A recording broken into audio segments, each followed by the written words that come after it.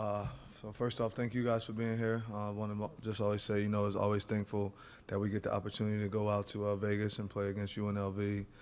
Traditionally, just a great program. Really happy just for football itself that they got an opportunity to have Coach Odom to go there and be the head coach. He's a really good coach. Watched him in the SEC for some time.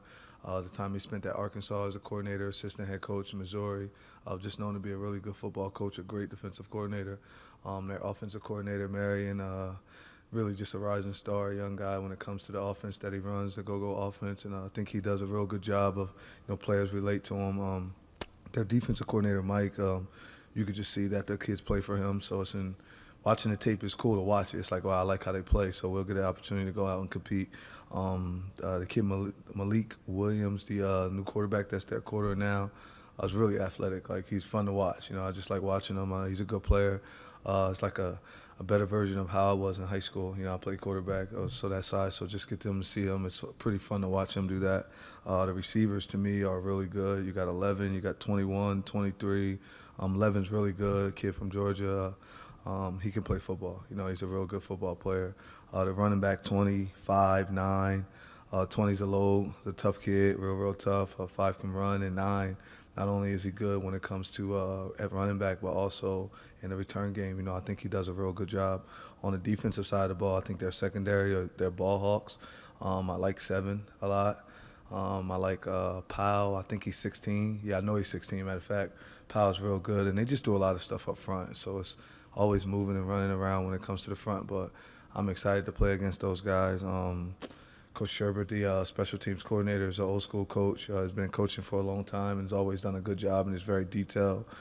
Been a tight end coach also with it, so I'm not sure if he's just special teams or what he does, but he's always done a real good job just as a football coach from being able to follow and study the history of it. But we get an opportunity to go there, play on Friday night. The country get that chance to see us both go and compete. I think it'll be a real fun football game to watch. Questions? We'll start right across the front row here with Emily. Fran, you mentioned the change at quarterback for UNLV. I'm curious, watching tape from the first few weeks and then from this past weekend's game with him in, did you see any significant change in what they're running offensively? No, the coach, Coach Marion, does a real good job. So he's just going to run what he runs, and it gives him a good opportunity of being able to it's his system, and he get a bunch of guys that could do the same thing. You can see they recruit to be able to fit the offense, and they're doing a real good job with that. But it's pretty much the same thing. This kid can throw, he can run, he got shakes, he's like a little creative football player. But he's a really good player, a real good player. Dan? Fran, when we look at going off of that Malik Williams and what he's able to do running the ball as well as passing the ball, what can you say about your defense and what you've seen in these first few weeks and what they've been able to do against guys that can utilize their feet as well as their arms? I mean, it's tough anytime you're playing against somebody like Hodge who can run and throw. So it's a nightmare for the defensive coordinator and the head coach. You think about it all week because he can harm you a lot when it comes to him being able to run and then him being able to throw. But you just try to contain him. He's gonna make plays. Things like that gonna happen. You got to have short memory when you're playing a guy like that, whether you make a good play or a bad play, because he's gonna get his. It's at some point he's gonna get his, and you just got to be able to move on and be ready to adjust and just coach in the game, continue to coach throughout the game. Coach, with all the drama surrounding the UNLV program in the last couple of weeks with the whole quarterback situation, what does it say about the program that they've not just survived but kind of thrived amid all of that chaos? What does it say about the leadership and where the program? I mean, UNLV is a great institution, first off, and it's been like that for a long time. And then when you look at the coaching that they have, their coaching staff does a real good job. They're just professional. I think that there's drama that goes on in every program. Theirs just got out to the public, and they just handle it. Obviously, they just stick to the script. They went to coach football. Those kids went to play football. They play for each other. You can see they're a close football team. Chris? Fran, David Wolleball was able to play a little bit for you after not being on the field for a long time. How do you think he did? He did pretty good. I think he played 11 or 12 plays. He only had 2 plays that we would rather him do again, but I think he was 9 or 11 or might be 10 or 12. So, I mean, he was good. He graded out pretty well. He's a good football player. And then given sort of long break and how chemistry matters at that position so much, do you see like a path for him to challenge the starters, or is he more of a depth piece for you moving forward? I mean, it just depends how he practices. As long as he keeps practicing extremely well and, I mean, just follow his bloodline, he'll be all right. You know, he's a good player. He does really well. He works his butt off on a regular basis. So there is not no position set in stone. So he's definitely going to have an opportunity to play, without a doubt. We'll go to Christian and then Samantha. Greg, you mentioned special teams. With the amount of special team mistakes that people have seen over the past couple of weeks, what is your message to that special teams unit for a practice this weekend going forward? We just got to keep getting better. Keep getting better. Lock in on the details and keep getting better. I mean, what do you think the message should be? But like, also in the similar vein, like, is there like a specific lesson or like belief that you need to like install in that unit in order to maybe remove some of those mistakes? No, it just depends on what unit you're talking about. Like when you ask me a question, are you asking overall for the entire special teams, or are you looking at one specific unit? Because there's like a lot of different units. You got field goal block, punt, PBR, kickoff, KOR. So I will need to know which one. But in every one, we sit down and we go through it all, and we try to put the best players in them all, and we just want to make sure that we give our players an opportunity of going out to be able to win on special teams. You know, special teams is a unit that we want to help us and not harm us. Samantha. Hey, Coach. Thank you again for being on with us. I want to know with the former UNLV quarterback members with the leading the team, the NIL situation that happened there, what would you tell your players who are interested in future NIL deals to ensure that something like that doesn't happen? I mean, I just talk to them all the time. So those are things that, you know, I think that was like I don't even know. I didn't read on anything. I just heard he wasn't playing. I was like, oh, it's a shame, you know, for whatever it was for both sides. And then I watched them play, and I seen they just kept it moving. So, you know, I don't really have much to say, but I just tell my players, come tell me, like, come talk to me. You know, that's the one thing that we always do. You talk to me, and then we see what's the best fit for you, because there's different reasons why players need NIL. Some because they're helping, you know, the family back home. Some they just want to make sure that they secure their future. So, you know, it's a lot of reasons, and I don't like downplay any reason for any player that, you know, may want NIL for certain reasons or whatever, because whatever they feel, that's what they feel, that's real. And, you know, my situation, I would have wanted NIL also. So, you know, I'm not against whatever it is, but I don't know that situation, nor am I trying to dig into that situation. I'm just really focused on Kyle and MJ and JB, like all of our quarterbacks, Ja'Cory and Carlos, you know, those guys. Maddie, then we're going to come in front to the Daily Orange. Coach, shorter week this week, Mhm. preparing for a road trip, especially a long road trip. How have you seen maybe your preparation differ from prior weeks, or maybe stay the same? It's the same. We just locked in. Everything moves a day forward. You know, we get to travel. We get the opportunity to go on the road. You know, we play home for 4 weeks straight. Like most people don't have the chance to do that. So we got a chance to play home, and now we get to go on the road. You know, we get to go represent Syracuse. You know, and on a Friday night in Las Vegas. You know, so it's pretty cool to be able to go there. We're excited. It's the same thing. Everything just moves up a day forward. You know. But we're excited. We're ready to go compete. You know, it's going to be a good matchup. I mean, they got a real good football team. Justin and Nathan. Yeah, Coach, you mentioned about kind of focusing on your quarterbacks. You got to see someone other than Kyle for the first time. Just what did you see from Michael Johnson Jr. from your perspective and his ability to just make plays? I think he was like nervous. It was his first time playing real quarterback in college, because I seen him do it in practice against guys that were really talented. So I think it was his first time getting to really play quarterback. Every other time, if you go back and watch him at his previous school, he got in and ran the option. You know, Wildcat, not option. He got in and ran Wildcat, and he was able to score. So he scored like 9 total collegiate touchdowns already. But he got to go in and play quarterback. It was the first time he'd done it since high school. Thought it was just different for him. It was like, dang, I'm really playing quarterback. It's funny because we just met that morning before, and we just talked about, you know, this is the first time he's getting to learn how to play quarterback in college, and nothing towards where he was. They used him to the best that they felt what they needed to use him. But we feel he's a quarterback, and I feel he has a bright future here at quarterback. Justin. Coach, I'm just wondering what you've seen from Demetrius Weatherspoon so far this season, how important he's been for your offensive line. He's doing good. He's getting tougher. He's going to continue to get tougher. He's a tough kid. You know, he has big dreams, so he has to work really, really hard. You know, and that's what's important, that he continues to work hard because he plays left tackle, and we want him to protect our quarterback's blind side. So he has to put that work in, you know, and he has to work. Or if he doesn't, then there's competition that's going on, like you said, David and different guys of that nature. But we just want him to work. You know, we want him to keep working and continue to do it better. Like, he's gotten so much better when he first came. He lost like 30 pounds already. So, like, he's willing to work, and he's tough, and he's a good kid. He's intelligent, great mom, great sister. Just everything about the kid is like class A. So I'm happy for what he's done this year so far. I think he's a good player with a future after college. Thank you, Fred. Emily? You talked a little bit about King Joseph Edwards post-game on Saturday, but after looking back at the film, kind of what allowed him to make those 3 sacks, and what did you see from him skill-wise? He's just a good player. I guess mom and dad, that was the right genes. You know, I mean, he's athletic as heck. He can play. You know, he can get off the football. He's just, like I told you guys on weekend, it was about him maturing. It was never about him being able to play. That's why he was one of the better players in high school in the country last year.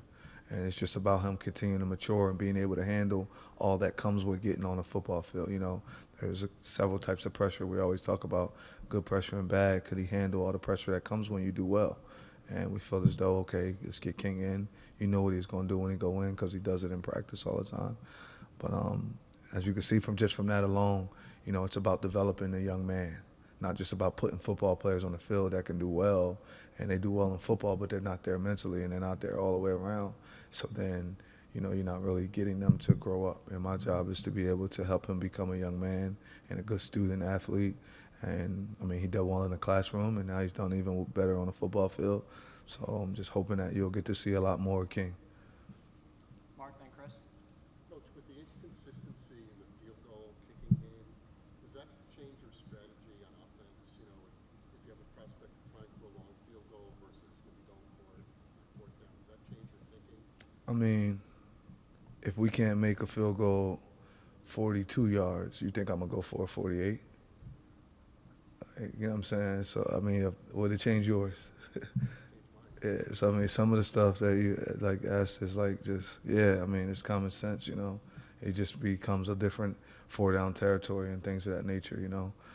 But I believe in those guys that are kicking. I think that we got to do a better job of continuously coaching them and just, like, coaching them up on what they're doing when they are kicking, whether it's my eyes coming up too fast, whether I'm worrying about the pressure, the kick being too low. If you looked at a few of those, the kick was low. And I think that Jaden O, when he came in, he done a real good job. The kick was far enough, more than far enough.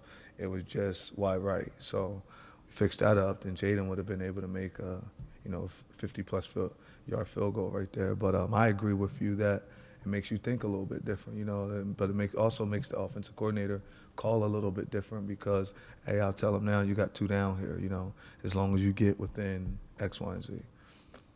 Thank you. It's a good answer. Good question. Chris, then Dan? Fran, correct me if I'm wrong, I don't think Justice Ross Simmons played. Was that health related or? Yeah, it was health related. He's back, though. He'll play this week. And any chance Z plays this weekend? I'm not sure. You know, I think Zeke is still handling the stuff. Well, I'm sure. I just don't want to. No, he's not playing. Let's not ask. When Zeke's going to play, you're going to see number 8 out there on the field running and doing everything the right way. And, you know, so he's not able to play at the moment. He's not, I don't want to answer questions about him. I don't want to do anything. I just want to make sure that we get him back when we're supposed to get him back. And that's about it. So if you could, all of us, let's not really worry about Yazid no more. Let's worry about the other guys because all those other guys are working really hard to also be noticed. Dan? Brandon, looking at those guys, just what you can say, I mean, Kyle, for what he's done to lead the country in a lot of categories as a quarterback, he has so many different weapons. We know that Trevor's been a guy that he's gone to and been able to trust in. Obviously, OG has his history here. We've seen what Jackson Meeks can do in close quarters and single coverage.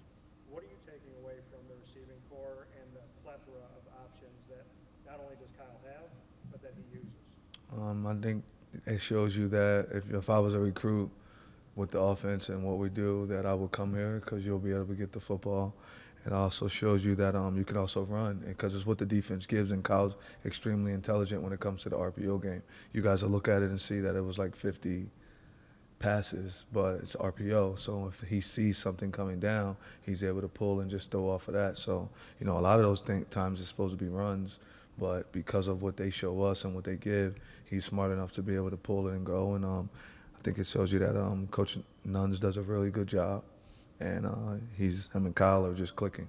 Everything works, and Kyle doesn't care who's at what position. He's going to get the ball to that guy, whoever you may be. So make sure you know the plays if you're a young guy and you come in here to play, because you'll get a chance to play, and our quarterbacks will get you the football. We have WAER, then Samantha. Coach, obviously an incredible day for Jackson Meeks this weekend. Can you speak on the development you've seen from him since he's got here and how great it was to see him shine out there? I don't want to take anything away from Coach Ross at all. He's done an amazing job, him and Coach Maddox. But that's kind of like who he was when he was at Georgia. He worked the same way. Most of that goes to Kirby Smart and the staff that we had there at Georgia. He worked that same way. It's just it was different players at different times. So he's the same guy, just working really hard. He just got an opportunity now, and it's not like he was, most of the time why I had to leave because this didn't happen. There were just different players there doing different things at different times, and coming here was just a fit for him at the moment. But he's been developed like that. That's how we practiced when I was at Georgia. You practice extremely hard, so I got to see it in practice, and I knew, like, okay, this kid will be able to play and come here and be able to help us, because practice was, like, harder than the game. So, and he was able to make plays in practice at times. Samantha. Coach, I saw that over the weekend there was like a documentary style film that was released about you by something called Can Can. I know you're a busy guy, but I was just curious if you watched it, and if so, how you thought it represented your story. I didn't watch it. I haven't had time because, like, after the game, I was with my daughter, and then I was worrying about watching Georgia and Bama. And then I was up watching UNLV again, and I haven't had time to watch it, maybe on a plane or something like that. But I'm pretty sure they did a good job. I mean, it's kind of, I don't really like watching myself. It's kind of weird, you know what I'm saying? But it's pretty cool, though, that they're able to do that. I'm happy that I'm in a position to be able to do that, and I hope that it's encouraging towards any other young guy that may be coming up the same way that I am, or just even in a different situation, whether you're from the inner city, from the suburb, wherever maybe you're from, that you're able to understand and know it's just all about hard work and faith and just keep pushing. So I'm happy they got to do that, because I know it was stories like that that motivated myself, being able to watch people do that, and it helped me keep going. So I'm just thankful that me, of all people, are in a position to be the guy that hopefully I can motivate somebody else to be able to continue to push and just try and be successful in life. Last two for Coach. We'll go to Christian, then finish with Emily. Fran, we've seen Kyle Ford target Daryl Gill a couple more times in the past couple of weeks. What have you seen from Gill in practice that has allowed him to take advantage of the He's really, really athletic. He can jump just instantly. I tried to move in the corner. He complained, almost cried, didn't want to do it. Like, I wanted him to come play corner for me. He's just a real good athlete. Really, he's a real good athlete, man. And he's athletic, and he's getting tougher and tougher when it comes to blocking in the run game. And he's just becoming more reliable, I think and he's available.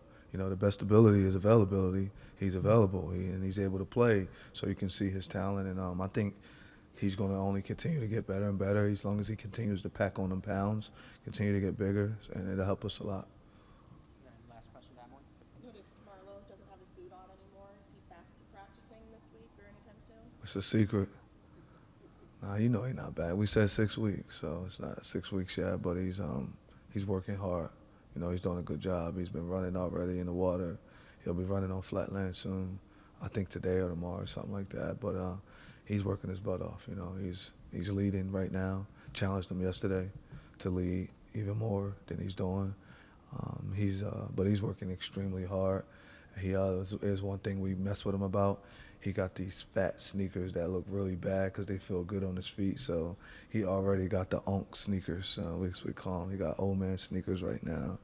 But he's doing a real good job. All right. Thanks, everybody. How about the Georgia game?